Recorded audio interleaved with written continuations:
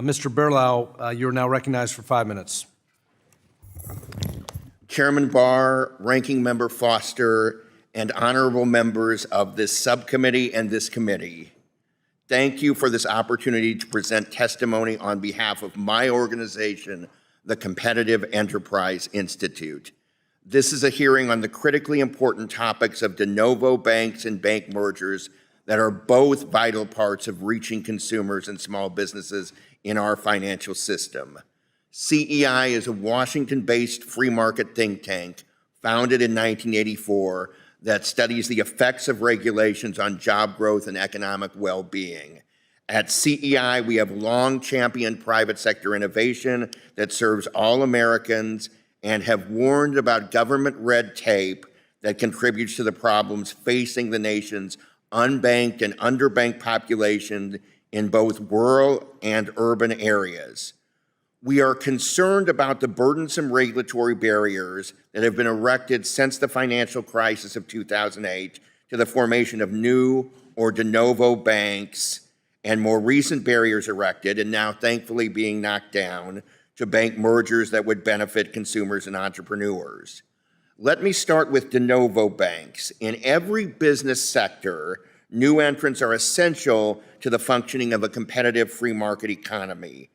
In this hearing, I look forward to learning from my fellow witnesses who are recent founders of de novo banks about their innovative financial products and services they are providing to their communities. Previously to this committee and in my writings, I have pointed to the example of the Bank of Bird in Hand in the heart of the Amish country of Pennsylvania as an example of new banks providing practical, if not what many would consider the most technologically sophisticated innovations to serve their communities, including drive-through lanes for horses and buggies that the Amish use. That bank grew from 17 million to more than 1 billion in less than 10 years in assets. While the Bank of Bird in Hand and the two banks of my fellow witnesses are certainly success stories to be celebrated, they are three of only a handful of new banks approved by the Federal Deposit Insurance Corporation since the 2008 financial crisis. In 2023 and 2024, just 6 de novo banks were approved each year.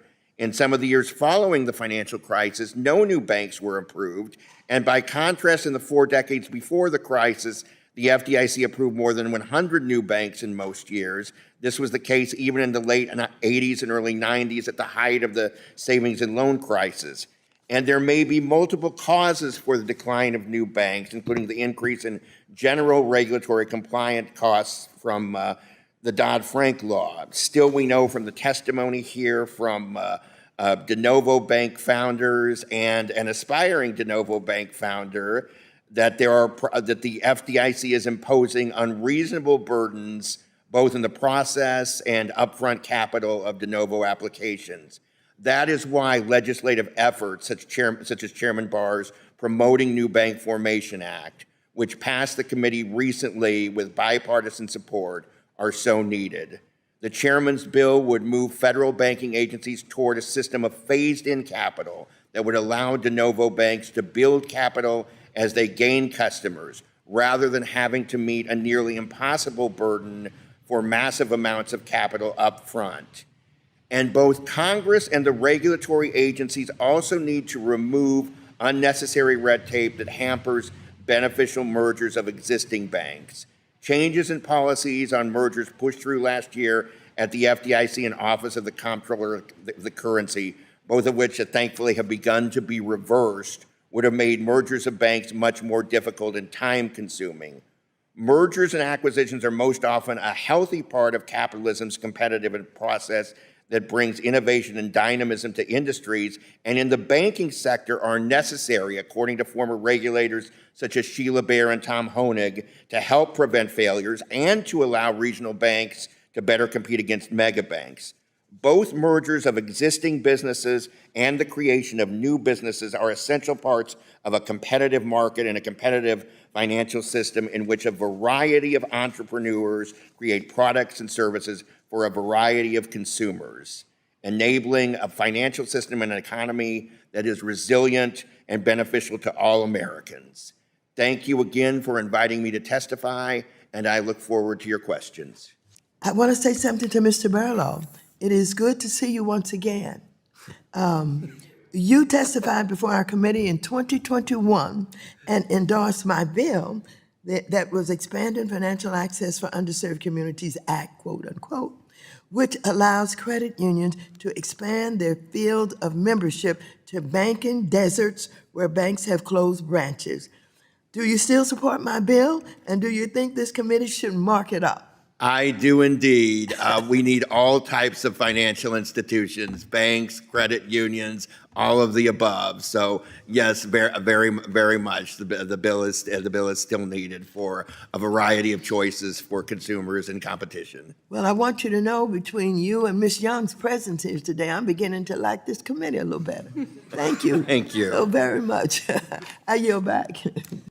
Mr. Berlau, what were tangible effects of the OCC's 2024 final rule on bank mergers, and why is it so important that banks have clarity on merger policies and processes? Well, it was a chilling effect that banks had an uncertainty about whether they could.